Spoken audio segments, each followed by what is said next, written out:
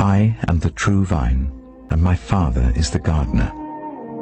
He cuts off every branch in me that bears no fruit, while every branch that does bear fruit he prunes, so that it will be even more fruitful. You are already clean because of the word I've spoken to you. Remain in me, as I also remain in you. No branch can bear fruit by itself. It must remain in the vine. Neither can you bear fruit unless you remain in me. I am the vine. You are the branches. If you remain in me and I in you, you will bear much fruit. Apart from me, you can do nothing. If you do not remain in me, you are like a branch that is thrown away and withers. Such branches are picked up, thrown into the fire, and burned. If you remain in me, and my words remain in you, ask whatever you wish, and it will be done for you. This is to my Father's glory, that you bear much fruit, showing yourselves to be my disciples. As the Father has loved me, so have I loved you. Now remain in my love. If you keep my commands, you will remain in my love, just as I have kept my Father's commands and remain in his love. I have told you this so that my joy may be in you and that your joy may be complete. My command is this: love each other as I have loved you. Greater love has no one than this, to lay down one's life for one's friends. You are my friends if you do what I command. I no longer call you servants, because a servant does not know his master's business. Instead, I have called you friends, for everything that I learned from my Father I have made known to you. You did not choose me, but I chose you and appointed you, so that you might go and bear fruit, fruit that will last. And so that whatever you ask in my name, the Father will give you. This is my command: love each other.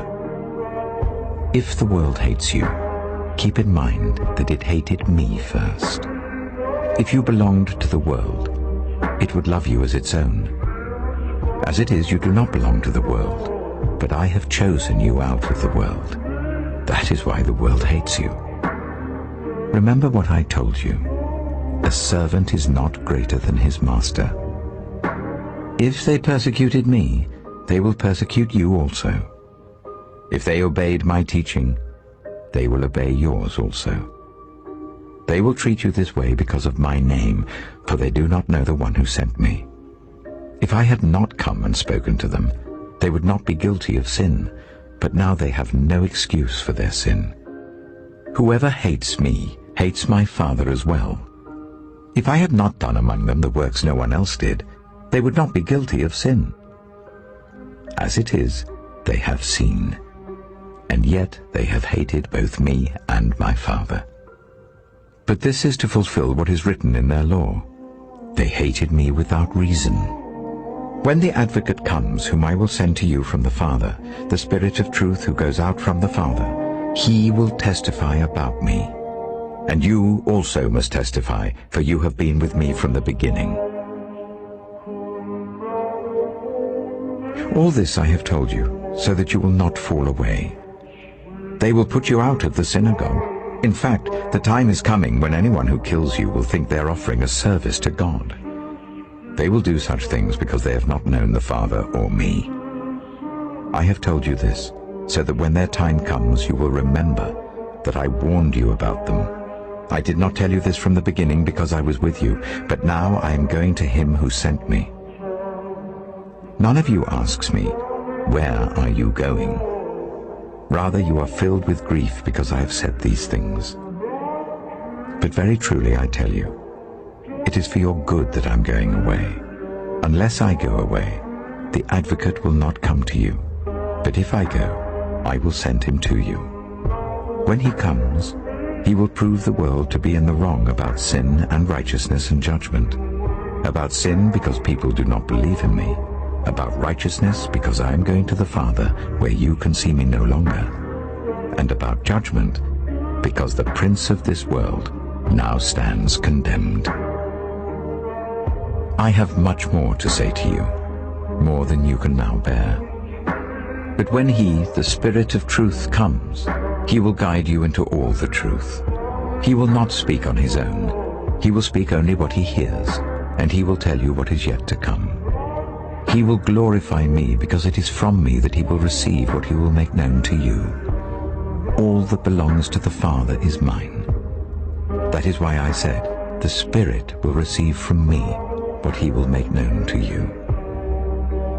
Jesus went on to say, in a little while you will see me no more, and then after a little while you will see me. At this, some of His disciples said to one another, what does He mean by saying, in a little while you will see me no more, and then after a little while you will see me? And because I am going to the Father. They kept asking, what does He mean by a little while? We don't understand what He's saying. Jesus saw that they wanted to ask Him about this, so He said to them, are you asking one another what I meant when I said, in a little while you will see me no more, and then after a little while you will see me?